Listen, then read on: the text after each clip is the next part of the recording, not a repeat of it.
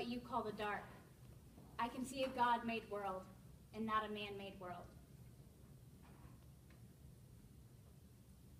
Helen Keller said that quote, who lost her hearing and vision at age 1.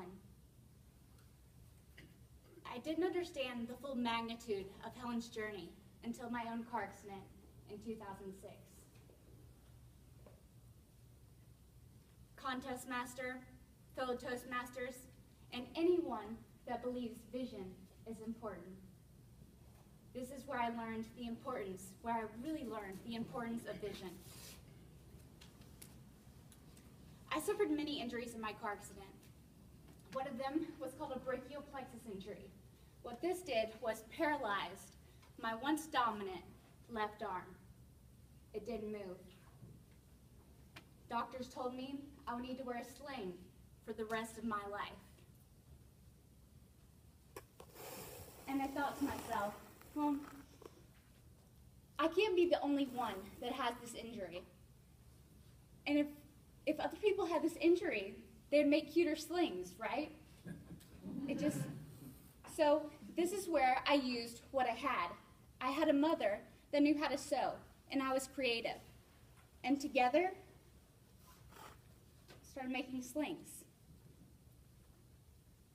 Because the slings, they're just blue, kind of boring, have no personality, and I figured if I'm gonna have to wear this my entire life, I'm at least gonna look good, right? So, now the problem with this sling was that no matter what strides I made in my recovery, all anyone saw was what I couldn't do.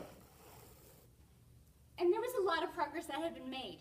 In addition to this brachial plexus injury, I suffered a traumatic brain injury, a stroke, numerous broken bones. I even had to learn how to walk again. And I don't remember learning to walk the first time, but the second time, at 19 years old, was definitely a little bit more difficult. You have a little bit more body to work with, and I just wasn't too coordinated. But despite all that progress, all anyone saw was the sling. Whenever someone knew me, would come and see me, they would say, they felt obligated to ask, how's your arm? And every day I would say, oh, it's getting better every day, and my hand moved, so I would give a thumbs up. But that wasn't the truth. The truth would have sounded like, my arm? It's the same as yesterday, the week before that, the month before that, and the year before that. It still doesn't move. But that's not what I said, because I knew what you focus on grows, and where I was standing was not where I was going to stay. I did research in the medical community for 2 years, searching for a hope that my arm would move again. And finally, I found it. I had a doctor at the Mayo Clinic, and I was going to get to go. I was in Minnesota, and I was so excited. And I remember right before I left, I saw the doctor that treated me in the hospital, and he was like, hey, I heard you're going to the Mayo Clinic. And I was like, yes, I am. I'm so excited. And he cut me off. He cut me off. And he said, I don't know why you're going. There's nothing they can do. At that moment, the hope that I had for nearly 2 years nearly vanished by the opinion of one doctor.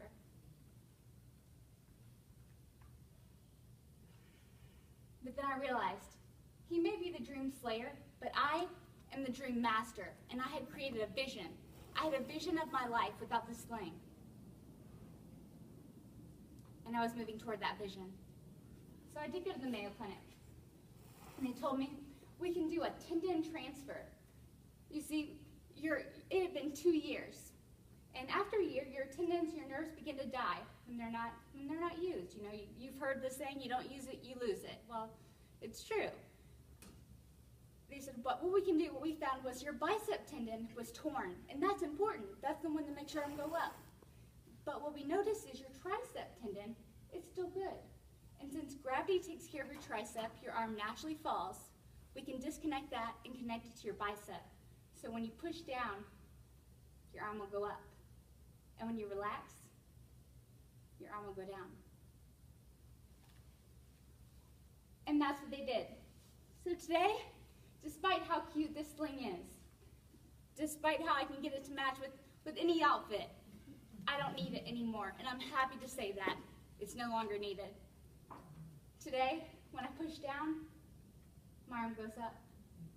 And when I relax, my arm goes down. So it's backwards thinking. I like to think I'm a little bit smarter now because I had to retrain my brain. But when I push down, my arm goes up. When I relax, it goes down. So how did I get there? How did I overcome everything they said I wouldn't? I focused on what I had, and I used it. I created a vision, and that enabled me to surpass everything, every obstacle. So where are you at in your journey? What are your obstacles? What are your challenges? We all have them. But I encourage you to make your vision and set your sights on what you do have and where you can go. Enable yourself. And I encourage you to, despite your situation, see the light in the dark. Be like Helen Keller. I can see and create my vision. Contest Master.